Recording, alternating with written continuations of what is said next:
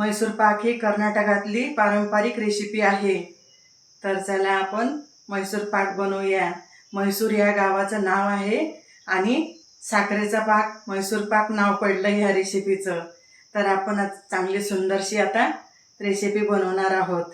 तर चला, नमस्कार यूट्यूब मंडळी, मी ताराबाई पवार, माय होम मध्ये तुमचं मनापासून स्वागत आहे। तर चला, छान छान तुमच्या कमेंट येतात तर मला वाचून खूप आनंद वाटतो। तर अशाच कमेंट छान छान करत जा। लाईक आणि सबस्क्राईब करायला पण विसरूच नका। तर चला, मैसूर पाकाचा इतिहास खूप रंजक आणि राजेशाही परंपरेला जोडलेला आहे। हा गोड पदार्थ संपूर्ण भारतामध्ये प्रसिद्ध झाला तरी हा मैसूर राजवाड्यामध्ये प्रसिद्ध झालेला आहे असं मानले जाते।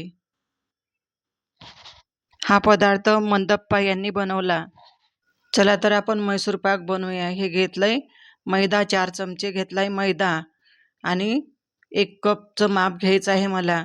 तर आता हे याच्यामध्ये घालत आहे बेसन पीठ घातलंय। आता दळून आणलेलं आहे, चांगलं छान चाळून वगैरे घेतलेलं आहे पीठ। चाळून घ्यायचं पण पीठ एकदम। आता हे मिक्स करूया, मैदा आणि बेसन पीठ छान मिक्स करून घेऊया। आणि याच्यामध्ये 1 वाटी तेल घेतलंय, अर्धा वाटी घालणार आहे तूप। 1 कपला 1.5 कप तेल आणि तूप घालणार आहे मी। तर हे बघा, छान आता कोमट झालंय आणि कोमट तेल आपण याच्यामध्ये घालून घेऊया बेसन पिठामध्ये।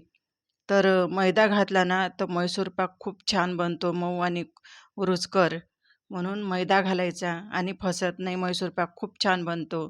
तर हे कोमट तेलाने भिजवून घेऊया आपण हे पीठ मिश्रण हे छान। तर मिश्रण मिक्स करून घेतलंय आणि तेल पण आपण गरम करायला ठेवलंय। तर चला, तर बघूया आता आपण। तर हे घेतलंय 1 कपाला 2 कप घेणार आहे साखर। मी साखर 2 कप घेतली। तर अर्धा कप घातलंय पाणी जास्त नाही घालायचं, अर्धा कप घालायचं। आपल्याला ओली करून चांगलं थोडासा मध्यम पाक बनवायचा आहे। तर चांगलं मिक्स करत करत छान मिक्स करून घेऊया, चांगलं हलवत। खूप छान टेस्टी बनतो। चांगला अधिकचा महिना चालू आहे तर आता मैसूर तर लागतंय, जाळीदार पदार्थ तर मैसूर। आणि बताशे वगैरे पण आपण मस्त घरच्या घरी बनवू शकतो। तर बघूया। तर हे बघा, असा पाक लागतो आपल्याला, खूप कडक नाही आणि खूप लूज नाही, मध्यम पाक लागतो।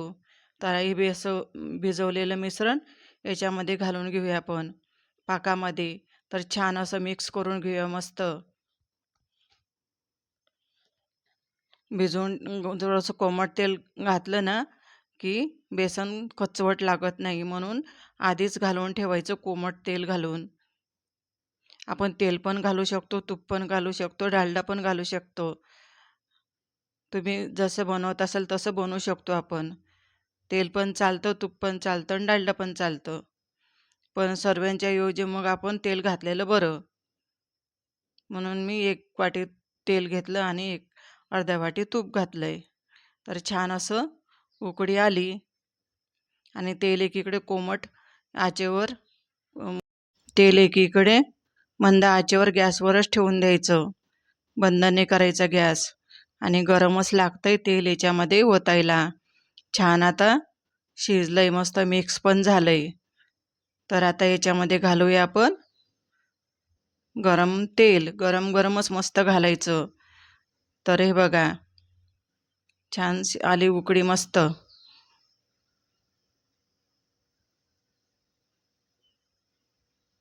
खूप छान लागतो हा पदार्थ। तर हे बघा, चांगलं असं मिक्स झालंय। आता घालूया याच्यामध्ये तेल। आता पटापट घालावं लागतं। थोडासा रंग घालून घेते। तर रंग घातला की छान कलर येतोय, नाही घातला तरी चालतंय। असं हलवत आणि गरम तेल टाकायचं याच्यामध्ये, चांगलं मस्त जाडी येईपर्यंत मस्त टाकायचं। तर हे बघा कशी जाडी येत आहे याच्यामध्ये तेल टाकल्यानंतर। छान मस्त जाडी आली.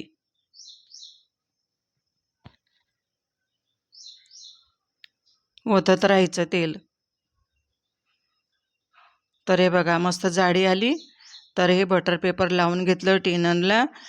तुम्ही ताटामध्ये पण घालू शकता, टिनर असेल टिनरमध्ये पण घालू शकतो. 2 मिनटं असं थंड होऊन द्यायचं. थंड झाल्यानंतर हे बघा असं तेल काढून घ्यायचं ह्याच्यामधलं. चल छान असं तेल निघून जातं. खूप तेलकट नाही होत मग म्हैसूर पाक. तर हे बघा एवढं अर्धी वाटी निघालंय तेल. तर बघा आता असं कट करून घेऊया आपण. थोडंसं कोमट असलं तेव्हाच कट करून घ्यायचं. एवढा खुसखुशीत होतं ना हा पदार्थ, खूप मस्त. असा बनवला की छान खुसखुशीत होतो म्हैसूर. तर हे बघा असं काढून घेते मी. तर हे बघा किती मस्त खुसखुशीत झालंय आपला म्हैसूर पाक.